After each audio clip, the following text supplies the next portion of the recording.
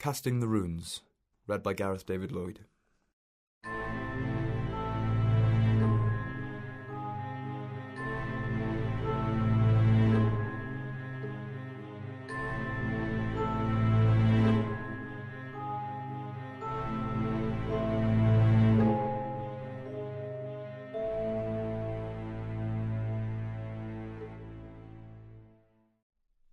April 15th. Dear Sir, I am requested by the Council of the Association to return to you the draft of a paper on the truth of alchemy, which you have been good enough to offer to read at our forthcoming meeting, and to inform you that the Council do not see their way to including it in the programme. I am, yours faithfully, Secretary. April 18th. Dear Sir, I am sorry to say that my engagements do not permit of my affording you an interview on the subject of your proposed paper. Nor do our laws allow of your discussing the matter with a committee of our council, as you suggest. Please allow me to assure you that the fullest consideration was given to the draft which you submitted, and that it was not declined without having been referred to the judgment of a most competent authority. No personal question, it hardly be necessary for me to add, can have had the slightest influence on the decision of the council. Believe me. April 20th. The Secretary of the Association begs respectfully to inform Mr. Carswell that it is impossible for him to communicate the name of any person or persons to whom the draft of Mr. Carswell's paper may have been submitted, and further desires to intimate that he could not undertake to reply to any further letters on this subject. "And who is Mr. Carswell?" inquired the Secretary's wife. She had called at his office and, perhaps unwarrantably, had picked up the last of the 3 letters which the typist had just brought in. "Why, my dear, just at present Mr. Carswell is a very angry man, but I don't know much about him otherwise, except that he is a person of wealth, his address is Lufford Abbey, Warwickshire, and he's an alchemist, apparently, and wants to tell us all about it. And that's about all, except that I don't want to meet him for the next week or 2. Now, if you're ready to leave this place, I am." "What have you been doing to make him angry?" asked Mrs. Secretary. "The usual thing, my dear, the usual thing. He sent in a draft of a paper he wanted to read at the next meeting, and we referred it to Edward Dunning, almost the only man in England who knows about these things, and he said it was perfectly hopeless, so we declined it. So Carswell has been pelting me with letters ever since. The last thing he wanted was the name of the man we referred his nonsense to. You saw my answer to that, but don't you say anything about it, for goodness sake." "I should think not indeed. Did I ever do such a thing? I do hope, though, he won't get to know that it was poor Mr. Dunning." "Poor Mr. Dunning? I don't know why you call him that. He's a very happy man, is Dunning. Lots of hobbies and a comfortable home, and all his time to himself. I only meant I should be sorry for him if this man got hold of his name and came and bothered him. Oh, yes, I dare say he would be poor Mr. Dunning then." The Secretary and his wife were lunching out, and the friends to whose house they were bound were Warwickshire people, so Mrs. Secretary had already settled it in her own mind that she would question them judiciously about Mr. Carswell. But she was saved the trouble of leading up to the subject, for the hostess said to the host, before many minutes had passed, "I saw the Abbot of Lufford this morning."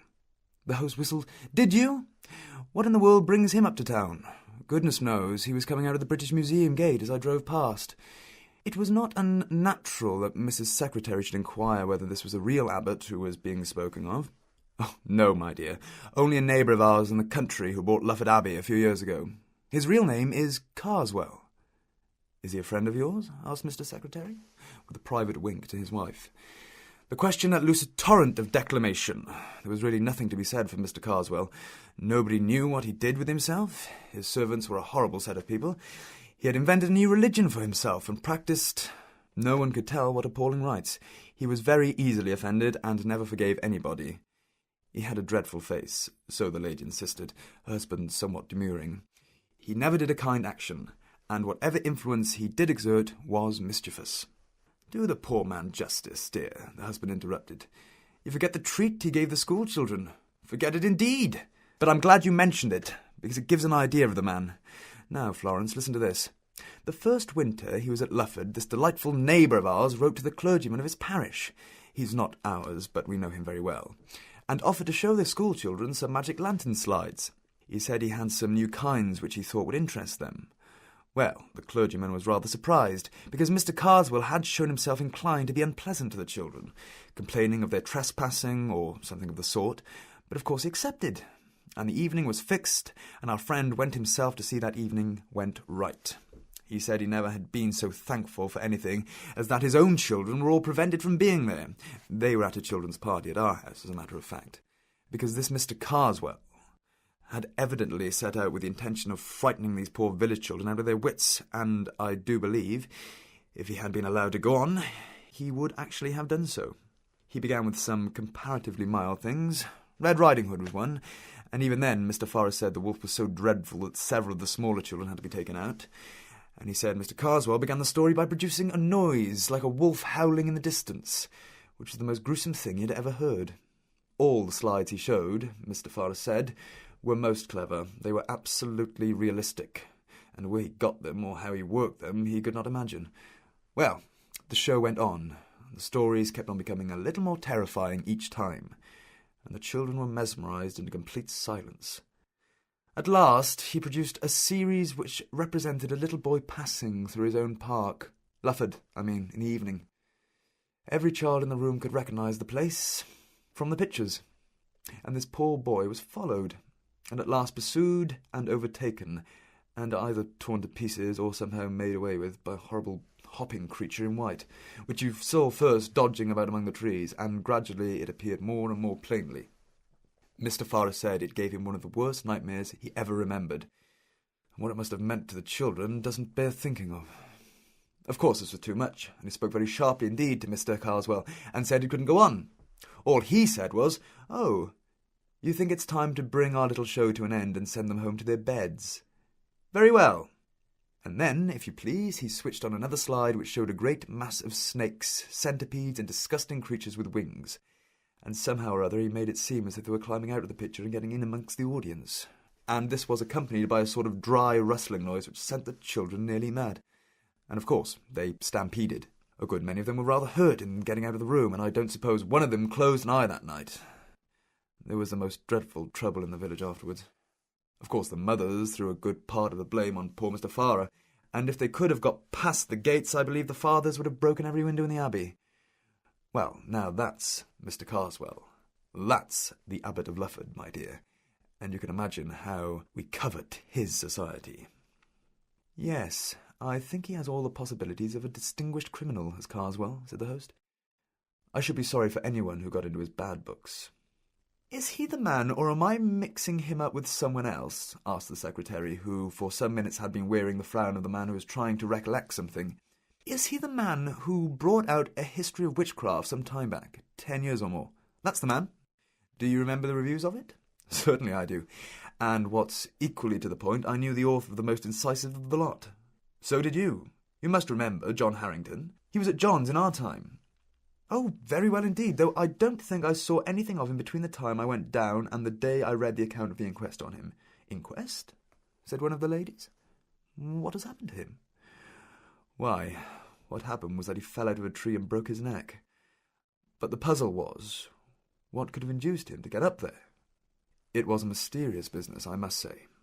Here was this man, not an athletic fellow, was he, with no eccentric twist about him that he was ever noticed, walking home along a country lane late in the evening. No tramps about, and he suddenly begins to run like mad, loses his hat and stick, and finally shins up a tree. Quite a difficult tree, growing in the hedgerow. Dead branch gives way, and he comes down with it and breaks his neck. And there he's found the next morning with the most dreadful face of fear in him that could be imagined. It was pretty evident, of course, that he had been chased by something, and people talked of savage dogs and beasts escaped out of menageries, but there was nothing to be made of that. That was in 89, I believe. His brother Henry, whom I remember well at Cambridge, but you probably don't, has been trying to get on the track of an explanation ever since. He, of course, insists there was malice in it, but I don't know. It's difficult to see how it could have come in. After a time, the talk reverted to the history of witchcraft. Did you ever look into it? Asked the host. Yes, I did, said the secretary, and went so far as to read it. Was it as bad as it was made out to be? Oh, in point of style and form, quite hopeless. It deserved all the pulverizing it got. But besides that, it was an evil book. The man believed every word of what he was saying. and I'm very much mistaken if he hadn't tried the greater part of his receipts. Well, I only remember Harrington's review of it, and I must say, if I had been the author of it, it would have quenched my literary ambition for good. I should never have held up my head again. It hasn't had that effect in the present case. But come, it's 3:30. I must be off. On the way home, the secretary's wife said, "I do hope that horrible man won't find out that Mr. Dunning had anything to do with the rejection of his paper." "I don't think there's much chance of that," said the secretary. "Dunning won't mention it himself, for these matters are confidential, and none of us will for the same reason. Carswell won't know his name, for Dunning hasn't published anything on the same subject yet. The only danger is that Carswell might find out if he was to ask the British Museum people, who was in the habit of consulting alchemical manuscripts. I can't very well tell him not to mention Dunning, can I? It would set them talking at once. Let's hope it won't occur to him." However, Mr. Carswell was an astute man.